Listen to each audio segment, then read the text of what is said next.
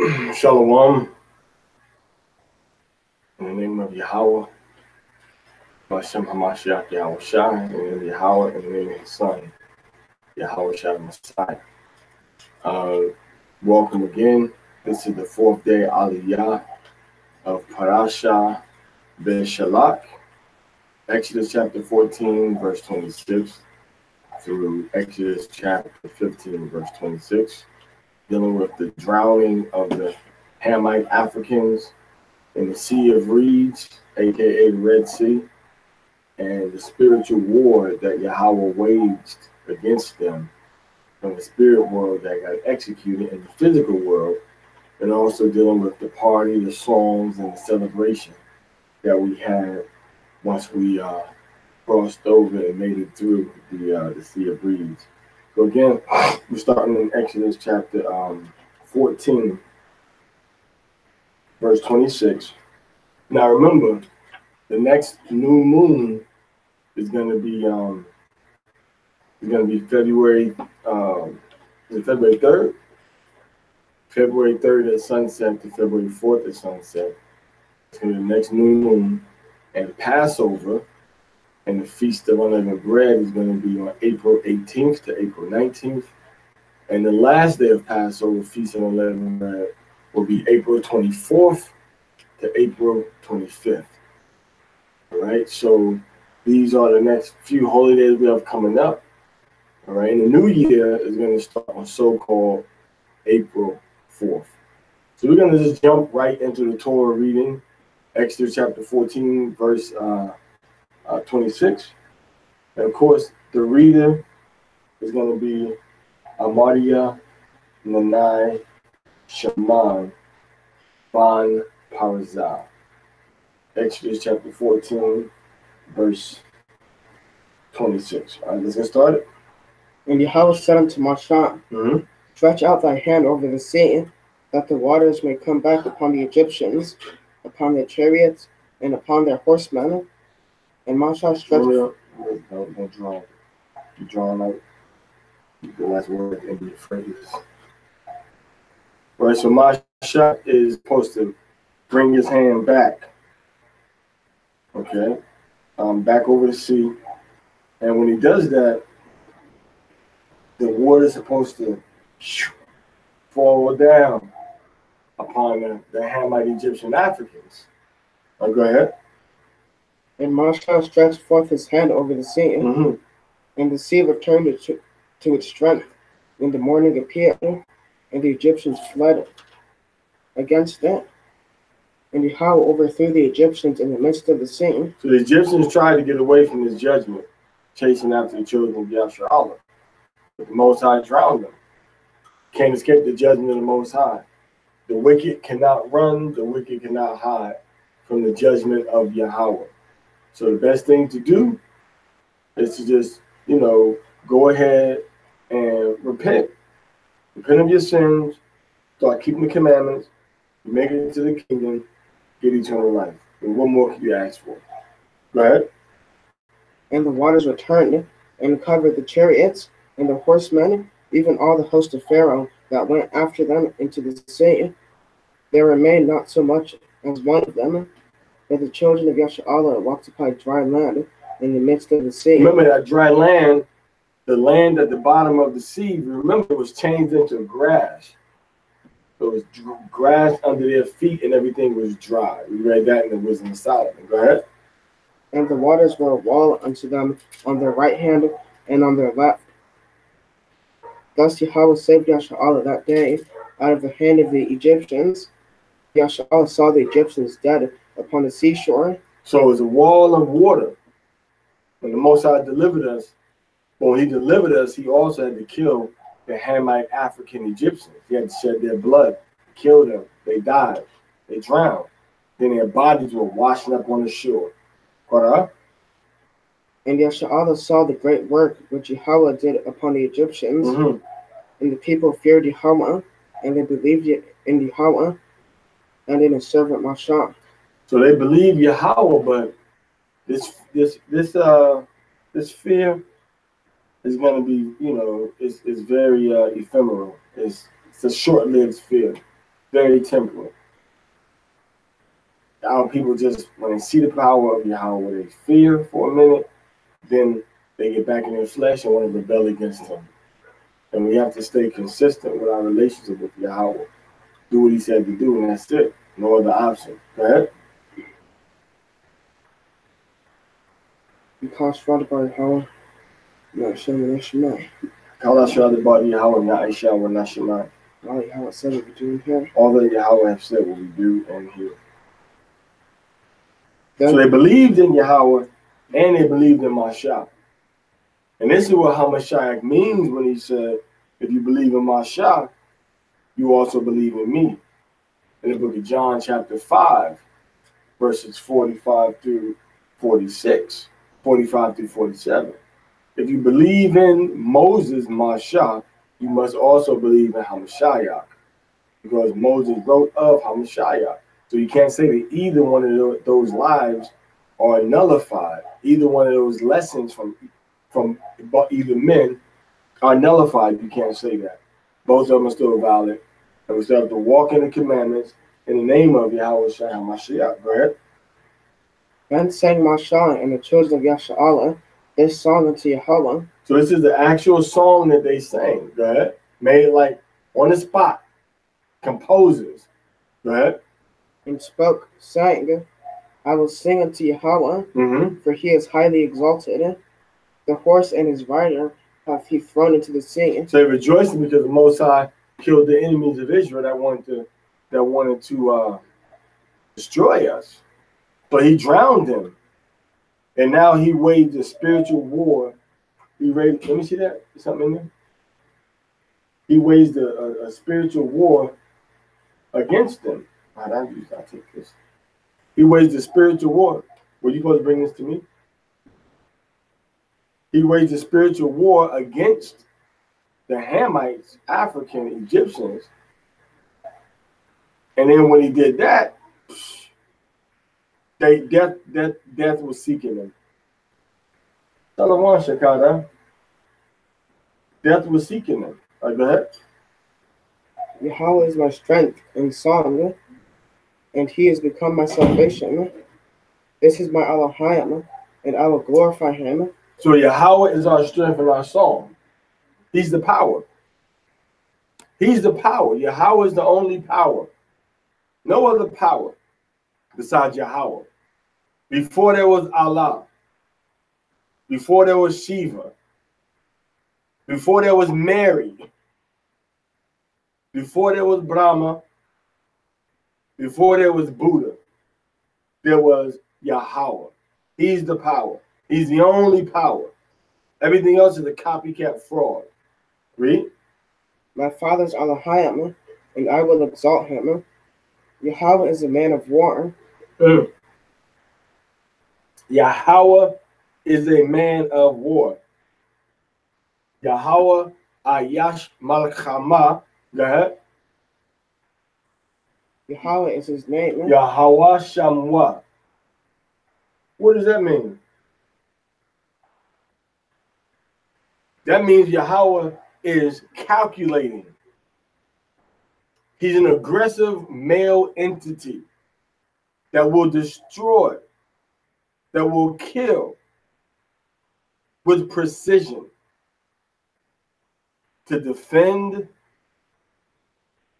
and to assault on the offensive. He's a man of war. Everything about war he knows. The consequences of war, the casualties of war, the price of war, on a level higher than anything that Sun Tzu could think to pen. So Yahweh is a man of war, meaning what? Meaning that he knows exactly how to deal with life and how to take it away. He's a man of war. He's a strong entity, masculine power that deals with death. And also in war, you have to know how to heal your own people. You have to know how to heal your own soldiers. You have to know how to heal your people that got injured on the battlefield. So being a man of war isn't just about you murdering or killing. Being a man of war means you know about medicines, you know how to heal, you know how to take an arrow out. You might have to cauterize a wrist. You might have to take an arrow or a spear out of a side or out of a thigh, out of a leg. You have to know how to stitch somebody back up, not to miss the arteries. So Yahweh deals with maintaining and preserving all life. But he's a man of war. He's an Ayash Malchama. So he's versed in the art of war. He's versed in the art of destroying. He's a master at it. So you want to talk about Zeus or you want to talk about Mars? These imaginations don't have nothing on Yahweh. You take all the little false Roman, Greek, Egyptian gods and put them all together, you still don't have nothing that's comparable to Yahweh. Because he's real and these other things are imaginary. Go ahead. Pharaoh's chariots and his host has he cast into the sea, and his chosen captains are sunk in the Red Sea. In the Sea of Reeds, go ahead. The deeps cover them. They went down into the depths like a stone. Thy right hand, O Yahweh, glorious in power. Thy right hand, O Yahweh, dasheth in pieces the enemy. So the enemies of Israel got dashed in pieces. And this is the part of the Bible that we have to realize that Yahweh doesn't just deal with salvation and love and mercy. He deals with condemnation, hate, and vengeance also when it's justified under his laws. Now go ahead. And in the greatness of thy excellency, thou overthrowest them that rise up against thee. All right, so you rise up against Yahweh, you will be overthrown. That's real. So there's no excuse to break these commandments of Yahweh. You got to do what he said to do, or he's going to overthrow you. He's going to destroy you. Doesn't matter the excuse that you try to give. You have to humble yourself and obey the Father. Read. Thou sendest forth thy wrath. It consumeth them as stubble. And with the blast of thy nostrils, the waters were piled up. Mm-hmm. The flood stood upright as a heap. The deeps were congealed in the heart of the deeps, in the heart of the sea. Mm-hmm. The enemy said, I will pursue, I will overtake, I will divide the spoil. Mm-hmm. My lust shall be satisfied upon them. So they really thought that their desire was going to be fulfilled. But Yahweh had put it in their heart. Remember, so that he could show his power through them. Through him killing them, gave the testimony and the record that he is the most high power. Go ahead. I will draw my sword. My hand shall destroy them. So Yahweh's sword got drawn and destroyed our enemies. Now remember, we are the children of Israel. These things happened to us. The people that were first in the Americas, the Indians in the Americas, and the people that came to America in slavery, and they went into Turkey, India, Africa, Kuwait area, Basra area. The people that went to those places in slavery are the children of Israel. So we're reading about what happened to our fathers. We're reading about what happened to our mothers. Go ahead. Thou didst blow with thy wind. The sea covered them. They sank as lead in the mighty waters. Lead. I think it's lead. It was like what verse you at? Verse 11. Yeah, it says they sank as lead, not lead. Lead like the metal lead. So man, they had no chance. They just sunk to the bottom. They just got drowned. And the Most High is spiritually, he's letting this thing happen. Spiritually, he's letting the water come back down on them. Spiritually, he's making them chase the children of Israel. And it happens in the physical world because he wants it to happen. He gives the spiritual command for the elements and the minds of the men to do these things. Go ahead. They sank as lead in the mighty waters. Mm-hmm. Who was like unto thee, O Yahweh, among the mighty? Who was like unto thee, glorious in holiness, fearful in praises, doing wonders? So Yahweh is worthy of his praise. He's worthy to be recognized for his glory. There's no comparison to him. He's the holiest. Okay, read. Thou stretchest out thy right hand, and swallowed them. Thou in thy love hast led the people that thou hast redeemed. Thou hast guided them in thy strength, thy holy habitation, to thy holy habitation. Which means he guided us to Israel. And in Israel, the possession that he loved the most was Jerusalem. Go ahead. The people have heard, they tremble. Pangs have taken hold on the inhabitations of Philistia. Then were the chiefs of Edom affrighted. So the dukes of Edom were amazed, were afraid. Go ahead. The mighty man of Moab, trembling, taketh hold upon them. Mm-hmm. All the inhabitants of Canaan are melted away. So they were all scared because they heard what Yahweh had done. Go ahead. Thou bringest them in, and plantest them in the mountain of thy inheritance, the place, O Yahweh, which thou hast made for thee to dwell in, the sanctuary, O Yahweh, which thy hands have established. Yahweh shall reign forever and ever. What's verse 1? Verse 18. You read verse 16? Okay. Happens to the best things. Go ahead, read it. Terror and dread falleth upon them. Terror and dread. You have to say that word this way. Dread. Terror and dread shall fall upon them. Fire and brimstone. I will smite the whole of them. Fire and brimstone. Go ahead. By the greatness of thine arm, Mm-hmm. they are still as a stone, till thy people pass over, O Yahweh, till the people that pass over that thou hast gotten. So everything was at a standstill. The Most High made everybody fear and respect what was going on with the children of Israel. Read.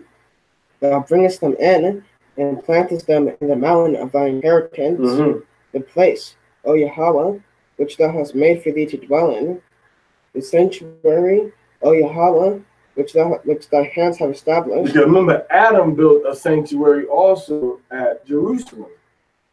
Adam built a place of worship for Yahweh also in the old world before the flood. Remember, right? Yahweh shall reign forever and ever. So Yahweh's rulership, his power, his authority and dominion to do what he wants to do and to bestow his will, his desire, his love upon whomever he chooses will never end. Go ahead. For the horses of Pharaoh went in with his chariots and with his horsemen into the sea, and Yahweh brought back the waters of the sea upon them, but the children of Yashala walked on dry land. Once again, we see the same thing again. And when we look into it, they walked on grass. He changed that the bottom of the sea got changed into grass that was growing. Go ahead. But the children of Yashala walked on dry land in the midst of the sea. Mm-hmm. So now we're going to 26. So yeah, we do they have that as the? Let me see what they got. Yeah. No, that's just the beginning of another paragraph. So now he keeps talking about the destruction that he brought upon the enemies of the Most High. All enemies of the Most High will be destroyed, will be vanquished. Every single nation that has our people in slavery, the Most High is going to make an end to that nation. Go ahead. And Miriam the prophetess, the sister of Aharon, took a timbrel in her hand, and all the women went out after her with timbrels and with dances. And Miriam sang unto Now, a Yahweh. timbrel is like a big hand drum, almost like a tambourine. And that lets you know how we are the children of the Most High. Boy, because can't nobody play tambourine like the old Judite woman, I tell you that. Word is born. I remember growing up in church when we were small, my grandma used to play the tambourine like she went to school for it. Like a professional musician getting paid. All right. London Philharmonic Orchestra, man. Playing that tambourine. And so our women, same women back then, their granddaughters playing the same instrument up until the 70s and the 80s. I don't know what they're doing in churches now. They're doing something different now. All right, because the rules have changed. You couldn't go to church with a high dress on. Now you can go to church with a high dress, high skirt, and some pants. Back then, women weren't really preaching, but now women preaching just like the men. Women weren't, bishops, things like that. Now women are, bishops and things like that. A lot has changed now. But a lot of stuff growing up, the cultural observances and some of the practices were the same as what we did in the ancient world. All right, go ahead. Sing ye to Yahweh, for he has highly exalted. The horse and his rider hath he thrown into the sea. And Masha led Yasha'Allah onward from the reed sea. So Miriam and all the women playing their tambourines, but this like what they call like it's like a hand drum. It's like a circle, but then it has like a skin tightened over it, like a membrane, maybe about 18 inches. It could be a little bigger, but 18 inches like the standard size, right? Or something around that measurement. Go ahead. And Masha led Yasha'Allah onward from the reed sea, and they went out into the wilderness of Shur. Mm-hmm. And they went 3 days in the wilderness and found no water. Now they found no water. So let's see if they're going to rely on Yahweh and respect the God of Israel and respect his will, respect his power. Let's see if they're going to do that since there's no water. Go ahead. And when they came to Marah, they could not drink of the waters of Marah, for they were bitter. Therefore the name of it was called Marah. Mm-hmm. And the people murmured against Masha, saying, So instead of praying and trusting in Yahweh, what are they going to do? Our people just saw the power of Yahweh. And you're going to trust more in a negative situation than trust in the power of Yahweh Almighty. Trust them more with what they see with their eyes and not with the faith that they should have faith in Yahweh, because he just demonstrated to them that he is the power. All right, go ahead. And the people murmured against Masha. Now they're talking against Moses. Go ahead. Saying, what shall we drink? And he cried unto Yahweh, and Yahweh showed him a tree, and he cast it into the waters. So the wood from off this particular kind of tree, and what happened? And the waters were made sweet. So the waters were made sweet. So that's a high level of apothecary. Go ahead. There he made for them a statute and an ordinance, and there he proved them. And he said, if thou wilt diligently hearken to the voice of Yahweh Elohim, thou wilt do that which is right in his eyes. So read that again. And he said, if thou wilt diligently hearken to the voice of Yahweh Elohim, Slow down. Go ahead. And will do that which is right in his eyes. So if you will listen to Yahweh's voice, do the right thing. Go ahead. And will give ear to his commandments, Mm-hmm. and keep all his statutes, I will put none of these diseases upon thee. So it said you're not going to get any diseases. Go ahead. Which I have put upon the Egyptians. Mm-hmm. For I am Yahweh that healeth thee. Go ahead. All right, so Beshalach, my bad. So he said that all those diseases he put on the Egyptians, the skin itching and the boils and the babies dying. He said, I'm not going to let these things happen to you. However, if you don't listen to me, I'm going to bring all these curses and all these plagues upon you. So from this, we see that we always have to be mindful and respectful and faithful and believe in Yahweh through every situation. And look at things through spiritual eyes. Stop looking at things from your emotions, but look at every situation through Yahweh and through the Torah. Yahweh Ayash Malchama, Yahweh Shawah. Yahweh is a man. Yahweh is a man of war. Yahweh is his name. So he's balanced, negative and positive, but dealing with death, dealing with conquest, right? Dealing with the high spiritual level of spiritual strategy. So that's Yahweh. So we have to understand that we're dealing with a supreme almighty power. He drowned enemies. He fought a war from the spiritual realm into the physical realm. And he was so thorough with it that we partied when we crossed over that sea. All right. So remember now, this is the end of this Parashah. The next new moon is going to be February 3rd. Sunset to sunset, the 3rd to the 4th.